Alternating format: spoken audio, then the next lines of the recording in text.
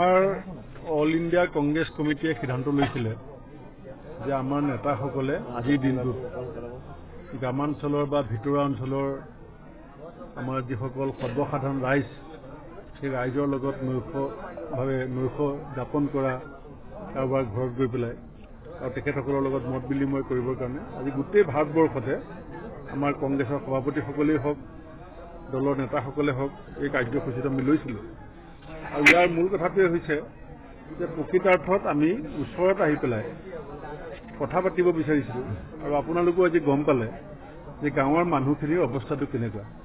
আমিতো দেখিছোঁ চৰকাৰ হেলিকপ্টাৰত ঘূৰি আছে, বিধায়কসকলে এসাঁজ ভাত খাবৰ কাৰণে ৩,০০০ টকা খৰচ কৰি আছে, কিন্তু আজি ইয়াত আহি পেলাই আমাৰ মাননীয় সাংবাদিক বন্ধুসকলৰ মই চকুবিলাক চাই আছোঁ যে যেতিয়া এগৰাকী মহিলাই কৈছে যে মোক গুলিয়াই মাৰি দিয়ক কাৰণ মোৰ ঘৰ নাই থাকিবলৈ, তেওঁ কাৰোবাৰ ঘৰত 5 দিন কৰি থাকে। আজি এগৰাকী সাধাৰণ ছাত্ৰী তেওঁ স্কুলত পঢ়িছে, তেওঁৰ যিটো কণ্ঠ, তেওঁ কৈছে যে দেউতাই 205 টকা পায়, 205 টকাৰে স্কুল পঢ়িম নে, বস্তু কিনিম নে, কাপোৰ কিনিম। এগৰাকী মহিলা তেওঁ ৰাতিপুৱাই কামলৈ ওলাই যায় 205 টকা পাবৰ কাৰণে, 7টা বজাত ঘৰ আহি পায় আৰু ঘৰ আহি পোৱাৰ পাছত তেওঁ কৈছে মই গা ধুব নোৱাৰোঁ কাৰণ মোৰ যিখন বাৰী তাত কিমান দিনৰ পৰা পানী সোমাই আছে।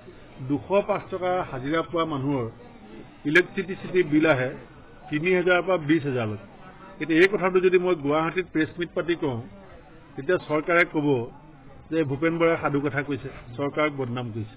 সেইকাৰণে আমি কোৱাৰ বিপৰীতে প্ৰকৃতাৰ্থত বৰ্তমান অসমৰ উন্নয়নৰ গংগা বৈ থকা অসমত আমাৰ ৰাইজৰ মনৰ আৰু মগজত কি বৈ আছে সেয়া চাবৰ কাৰণে আমি ইয়ালৈ আহিছিলোঁ।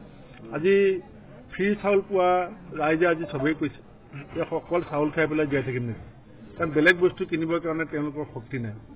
সেইকাৰণে ময়ো নিজে গাঁৱত ডাঙৰ হোৱা, এনেকুৱা নহয় যে আমি চহৰত ডাঙৰ হৈছোঁ, কিন্তু আমি ইমান ওচৰলৈকে গৈ ইমান কষ্টত থকা মানুহ আমি এনেকৈ ওচৰত চকু পানী টুকি টুকি জীয়াই থকা আজি এগৰাকী মহিলা ইমান সমাজৰ আগত কৈছে যে মোক গুলিয়াই মাৰি দিয়ক, মানুহজন অন্ধ, ডক্টৰ নাই, গোটেই বৃহৎ আজি মেডিকেল কলেজ সমষ্টিয়ে প্ৰতিশ্ৰুতি দিলে, য'তেই যায় মুখ্যমন্ত্ৰী তাতেই কয় মেডিকেল কলেজ হ'ব, মেডিকেল কলেজ।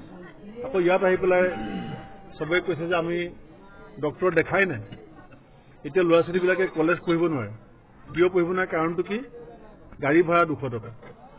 200 টকা তাৰমানে আমাৰ চাহ বাগানৰ শ্ৰমিকসকলে গোটেই জীৱনটো চাহ শ্ৰমিকে হৈ থাকিব লাগিব। 205 টকাৰে তেওঁলোকে গাড়ী ভাড়া দি পেলাই কলেজলৈ যাব। এওঁলোকৰ মাজতো মেধাৱী মানুহ আছে, এওঁলোকৰ মাজতো পঢ়া শুনা কৰি ডাঙৰ মানুহ বা সপোন দেখা মানুহ আছে। কেৱল আৰ্থিক দৈন্যতাৰ কাৰণে, মূল্য বৃদ্ধিৰ কাৰণে, চৰকাৰৰ কোনো পৰিকল্পনা নথকাৰ কাৰণে আজি মানুহখিনিৰ যিটো সমস্যা, সেই সমস্যা সদায় সমস্যাৰে থাকে।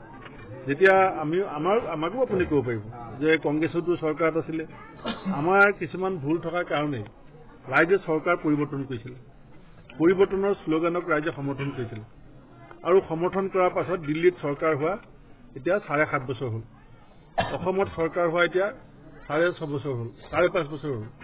পৰিৱৰ্তনৰ ফল আমি চাবলৈ আহিছোঁ। আজি ইয়াতে যে আহিছোঁ, এইখন গাঁওখনৰ নাম সুন্দৰপুৰত 3গৰাকী মহিলাই, মাত্ৰ 3গৰাকী মহিলাৰ সৈতে কথা পাতিছোঁ, 3গৰাকীয়ে কান্দিছে।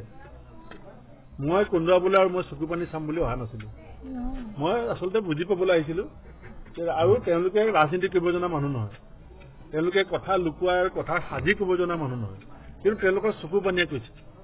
আৰু মই আশা কৰিম যে চৰকাৰে হেলিকপ্টাৰৰ পৰা নামি মাটিত ভৰি দি এওঁলোকৰ চকু পানীক মূল্যাংকন কৰিবৰ কাৰণে সময় থাকোঁতেই সিদ্ধান্ত ল'ব। মই নিজেও আজি যিটো বাগানৰ পৰিস্থিতি তেনেকুৱা এটা পৰিৱেশৰ পৰা আহিছোঁ, কিন্তু মই মাজতে এই কথাবিলাকৰ পৰা বিভিন্ন কাৰণত আমি এই পৰিৱেশটোলৈ ঘূৰি অহা নাছিলোঁ। কিন্তু এতিয়া দলৰ আমাৰ ৰাহুল গান্ধী ডাঙৰীয়াই যিটো আমাক নিৰ্দেশ দিছে যে তুমি গৈ তাত থাকা, তুমি তাত গৈ কথা পতা, অকল গুৱাহাটীৰ ৰাজীৱ ভৱনত বহি চৰকাৰখনক সমালোচনা কৰা নহয়, তেওঁলোকেনো কি কয় শুনা। আৰু মই সত্যকে গম পোৱা নাছিলোঁ যে গাঁৱৰ মহিলাই চকু পানী টুকি পেলাই জীয়াই আছে।